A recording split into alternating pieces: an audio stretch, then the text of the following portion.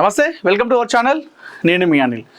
So పోలీసులను చూడగానే సామాన్య ప్రజలు ఎవరైనా సరే ఒక్క సెకండ్ వాళ్ళని అలానే చూస్తుండిపోతారు. అంటే ఆ కాకి డ్రెస్ ఉన్నటువంటి పవర్ అట్లాంటిది. అంటే చూడగానే మనం బైక్ పైన వెళ్ళినా లేకపోతే నార్మల్గా వాళ్ళు పోలీసులు వచ్చినప్పుడు చూసినా కూడా ఒక సెకండ్ అట్లనే చూసిపోతాం. ఆ డ్రెస్కు ఉన్నటువంటి విలువ అట్లా ఉంటుంది. అట్లాంటిది మహిళలు పోలీస్ డ్రెస్ వేసుకొని కాకి డ్రెస్ వేసుకొని కనిపిస్తే ఇంకా చాలా అంటే చాలా మనకు రెస్పెక్ట్ పెరుగుతుంది వాళ్ళపైన. అరే అమ్మ, ఒక మహిళ పోలీస్ అయింది, కానిస్టేబుల్ అయింది, లేదంటే డ్యూటీ చేయడము, లేదంటే రాష్ట్ర రోకలు ధర్నాలు వాళ్ళని పట్టుకున్నప్పుడు కానీ మహిళలు ఇంకా కాకి డ్రెస్ వేసుకుంటే మనం చూసే వాళ్ళకి ఇంకెక్కువ చాలా మంచి అనిపిస్తుంది.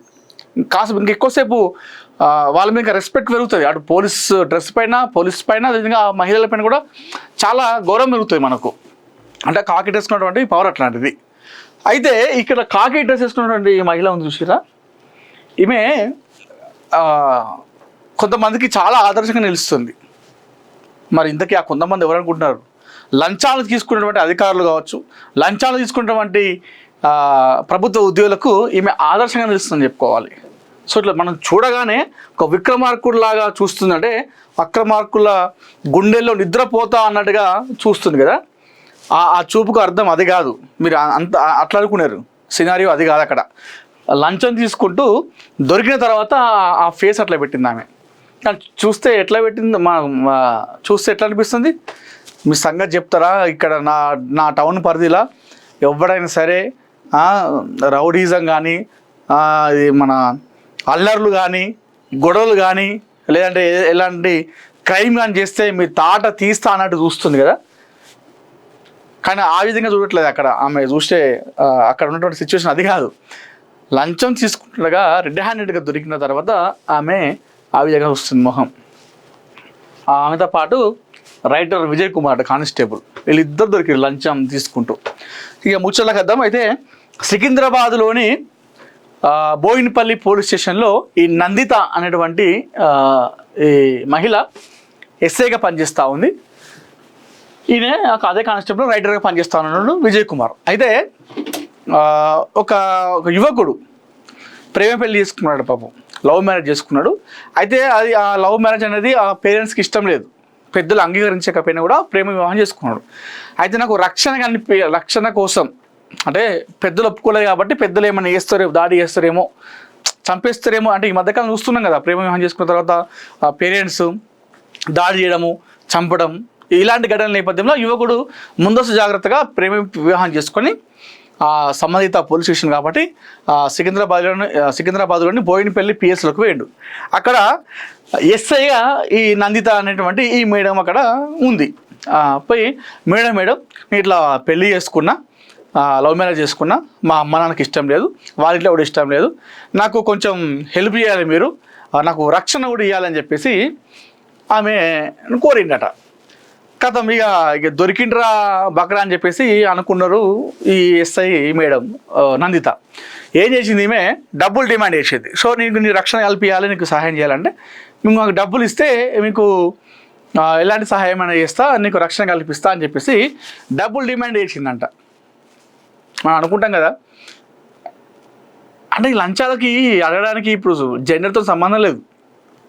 ఒకనొక సందర్భంలో మనకి ఎక్కువ పురుషులు ఎక్కువ కనిపించేవాళ్ళు. అంటే ఈ లంచం తీసుకుండడం, దొరకడం, పట్టుబడడం ఇట్లాంటివి ఎక్కువ ఉండేది. కానీ ఈ మధ్య కాలంలో ఇప్పుడున్నటువంటి సమాజంలో జెండర్తో పని లేదు లంచం తీసుకోవడానికి. అమ్మాయిలు, అబ్బాయిలు, మహిళలు, ఇంకా మహిళలే ముందు ఉన్నారు. ఈ మధ్యకాలంలో అయితే చాలా చూసినాం మహిళలు లంచం తీసుకున్నాక దొరకడం. సరే ఇక పెడదాం, పక్కన పెట్టేద్దాం. సరే డబ్బులు డిమాండ్ చేసిందట, నీకు రక్షణ కల్పించాలి, నీ మీద ఎలాంటి కేసు వేయకుండా ఉండాలంటే మాకు డబ్బులు ఇవ్వాలి రా భయ్ అని చెప్పేసి ఈ ఎస్ఐ మేడం చెప్పిందట ఆ యువకునికి. చెప్పగానే మనం దగ్గర డబ్బులు లేవు, అసలే లవ్ మ్యారేజ్ చేసుకున్నాడు, ఇంట్లో సపోర్ట్ లేదు, ఇంట్లో సపోర్ట్ లేనప్పుడు పైసలు ఏడుంటాయి, డబ్బులు ఇవ్వలేదు. డబ్బులు ఇవ్వకపోయేసరికి ఏం చేసింది, అక్రమంగా కొన్ని కేసులు పెట్టి జైలుకు పంపిందట ఈ ఎస్ఐ మేడం. ఈ నందిత అనేటువంటి ఈ ఎస్ఐ మేడం జైలుకు పంపిందట. ఈమెకు తోడుగా ఈయనే రైటర్. అంటే ఈమె ఎస్ఐ కాబట్టి అట్లా అడగలేదు కదా, ఈతనితోనూ పంపించాడు అన్నట్టుగా మధ్యలో.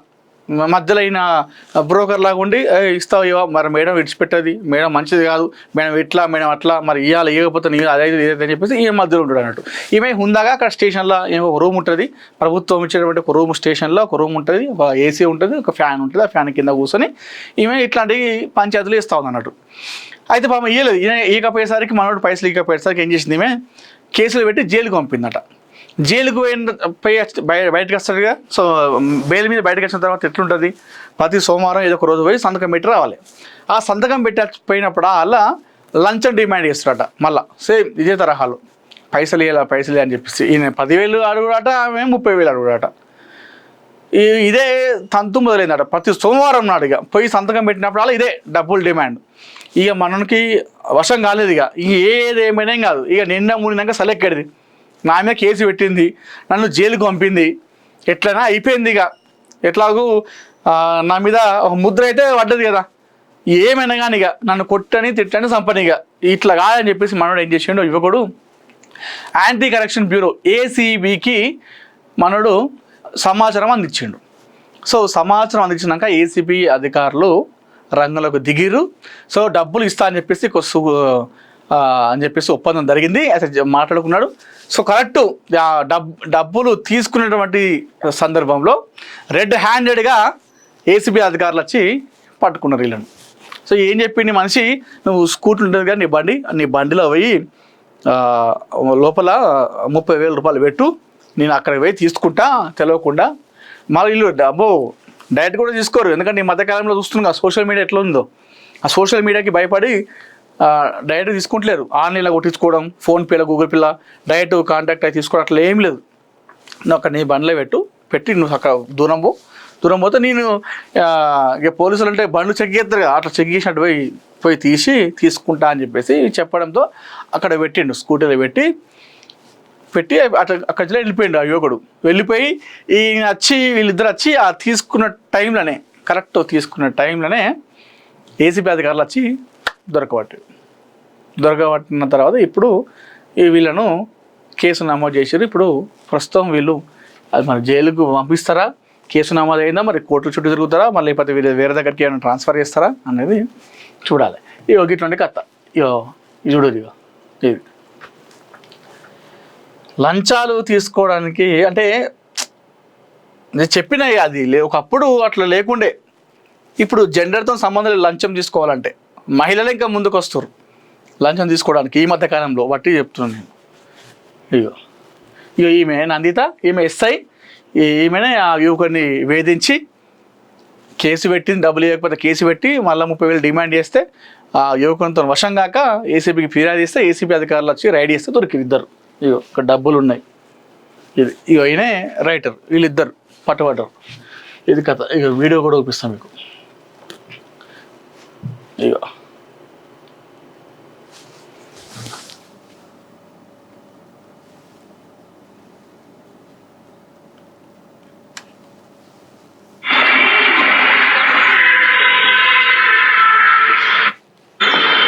ఇది బోయినపల్లి పోలీస్ స్టేషన్. వస్తుంది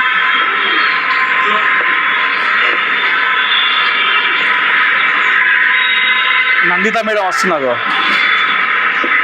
చట్టానికి న్యాయానికి జరుగుతున్న ఈ యుద్ధంలో అన్నట్టుగా పోతున్నారు. ఈ స్కూటీలో పెట్టిరు కథ డబ్బులు.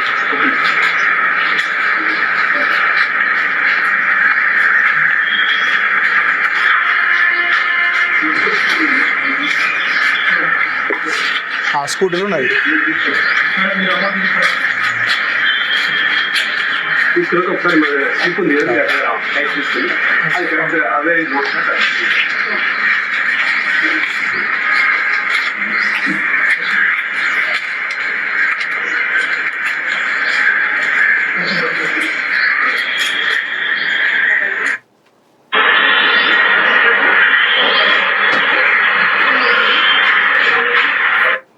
ఇది కథ.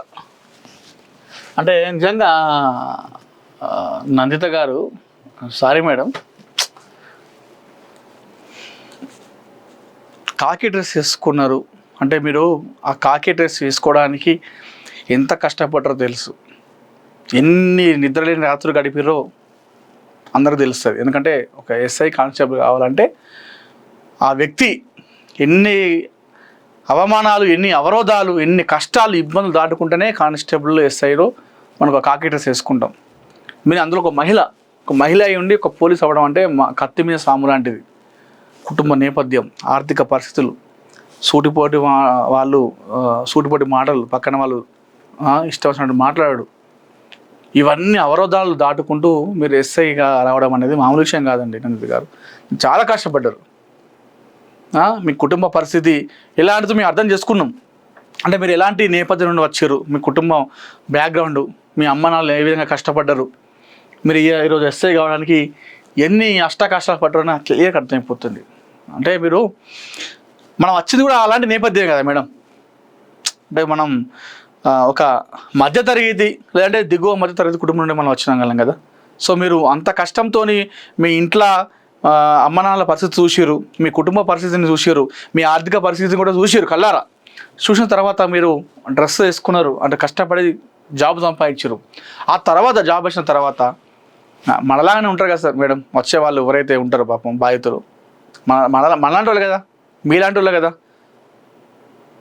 మధ్యతరగతి లేదంటే బిలో మిడిల్ క్లాస్ ఉన్నటువంటి వాళ్ళే వస్తారు కదా. ఇది పద్ధతి కాదు కదా అండి. ఒక మహిళా ఎస్ఐ కావడం, పోలీస్ కావడం అనేది మామూలు విషయం కాదు, చాలా గొప్ప విషయం. ఎన్నో కష్టాలు పడ్డారు నాకు తెలిసి, మీరు ఎన్నో నిద్రలేని రాత్రులు గడిపారు, ఎన్నోసార్లు తినకుండా వాడుకున్న అటువంటి సిచ్యువేషన్ అయితే కనిపిస్తుంది, ఎవరికైనా తెలిసిపోతుంది. మామూలుగా అబ్బాయిలు పోలీసు కావాలంటేనే చాలా కష్టపడతారు. అలాంటిది మీరు ఒక మహిళ అమ్మాయి ఉండి ఇంకెన్ని అవమానాలు భరించారు.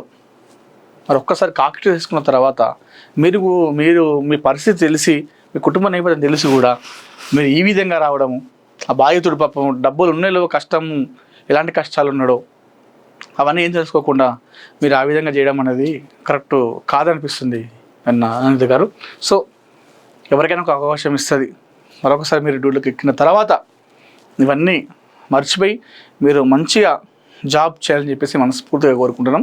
మేము ఇప్పటివరకు మిమ్మల్ని అన్న మాటలు కూడా ఎక్కువ తీసుకోకుండా, బాధపడకుండా మీ డ్యూటీలో మీరు ముందుకు తీసుకెళ్ళి, సో మీరు ఇప్పుడు ఈ విధంగా దొరికింది కదా, సో మీరు ఒక ఛాలెంజ్ పెట్టుకోండి. నేను ఇప్పుడు ఈ మీడియా వచ్చి ఇప్పుడు నన్ను ఇంత ఒక దోషిలాగా నన్ను చూపించింది కదా, నేను ఇప్పుడు ఇదే మీడియా ముందు ఒక హీరోగా నిలబడతానని చెప్పేసి ఒక మంచి కార్యక్రమాన్ని చేపట్టండి. ఒక మంచి కార్యక్రమం అంటే ఒక మహిళల్లో మోటివేషన్ చేయడము, లేకపోతే మీరు ఎక్కడైతే స్టేషన్ పడుతుందో అక్కడ ప్రజలకు అవగాహన కల్పిస్తూ ముందుకు తీసుకెళ్ళడము, అట్లా ఒక ఛాలెంజ్ పెట్టుకోండి బయటకు వచ్చిన తర్వాత. సో మీరు ఇవన్నీ మర్చిపోతారు, మీ మీద పడ్డటువంటి ఈ నింద మొత్తం తుడిచిపోతుంది. అది ఛాలెంజ్ పెట్టుకోండి నందిత గారు. ఆ విధంగా పెట్టుకొని మీరు ముందుకెళ్ళని చెప్పేసి మనస్ఫూర్తిగా కోరుకుంటున్నాం. సో అంటే ఒక నందితేనా మిగతా వాళ్ళు ఏంటంటే చాలామంది ఉన్నారు. తెలంగాణలో ఉన్నటువంటి చాలా మండలాల్లో ఎస్హెచ్ఓ ఎక్కడ ఉంటారో అక్కడ ఖచ్చితంగా ఆల్మోస్ట్ అన్నీ జరుగుతున్నాయి. అంటే ఎక్కడో కొన్ని తప్ప. మనం ఈ మధ్యకాలం చూస్తున్నాం కదా, చాలామంది పోలీసులు దొరికితే దొంగ, దొరకపోతే దొర, గంతే, అది ఏం లేదు. మరి నందిత కాకుండా చాలామంది కూడా చేస్తారు కదంటే చేస్తున్నారని మరి ఎవరు దొరకబట్టాలంటే ఇప్పుడు యువకుడు భయపడకుండా ఏది ఏమనగా అని చెప్పేసి లంచం అడుగుతుందని చెప్పేసి డైరెక్ట్ ఏసీబీ అధికారులను చెప్పి పట్టించాడు. అట్లా మనలో చైతన్యం రావాలి. వాళ్ళు భయపడే కానీ అయ్యో ఏమవుతుందో మరి చేయదు అని చెప్పేసి భయపడి మనం చేసుకుంటూ పోతే అది అంతే ఉంటుంది. ఆ కేసు అట్లా ఉంటుంది, ఆ కథ అంతే ఎట్లా ఉంటుంది. సో మనలో మార్పు రావాలి. మనం లేనప్పుడు మనం ఆ యువకునిలాగా చాకచక్యంగా ఏసీపీ అధికారులకు ఫోన్ చేయడము, లేదంటే మీడియా వాళ్ళకి ఫోన్ చేసి చెప్తే రెడీ హ్యాండెడ్గా పట్టుకోవడము ఇట్లాంటివి జరిగితే ఇంకొకరు చాలామంది భయపడుతూ ఉంటారు. మన గతంలో కూడా చాలామంది దొరికిరు కదా, దొరికితే భయపడ్డ వాళ్ళైతే ఇప్పుడు ఎందుకు ఇస్తారంటే అది వాళ్ళ చేతిలో ఉంటుంది, సో ఏదేమైనప్పుడు కూడా దయచేసి ప్రభుత్వ ఉద్యోగులు ఎవరైనా సరే, చాలామంది అనుకుంటారు ప్రభుత్వ ఉద్యోగులు పోగానే రువాబు చూపిస్తూ ఉంటారు, వాళ్ళు ఏదో ప్రౌడ్ ఎక్కడి నుంచో ఆకాశం మీదకి వెళ్ళి దిగిపడ్డట్టుగా అనుకుంటూ ఉంటారు. కానీ మీరు ప్రజల జీతగాళ్ళు, మీకు ప్రభుత్వం ఎక్కడికి వెళ్ళి శాలరీ ఇస్తుందండి? ప్రభుత్వ ఉద్యోగులకి జీతం ఎక్కడికి వెళ్ళి వస్తుంది? ఆ ముఖ్యమంత్రో లేకపోతే ఉప ముఖ్యమంత్రో లేకపోతే మీ స్థానిక ఎమ్మెల్యేలో అక్కడ మంత్రులు నాయకులు కాదు మీకు జీతాలు ఇచ్చేది.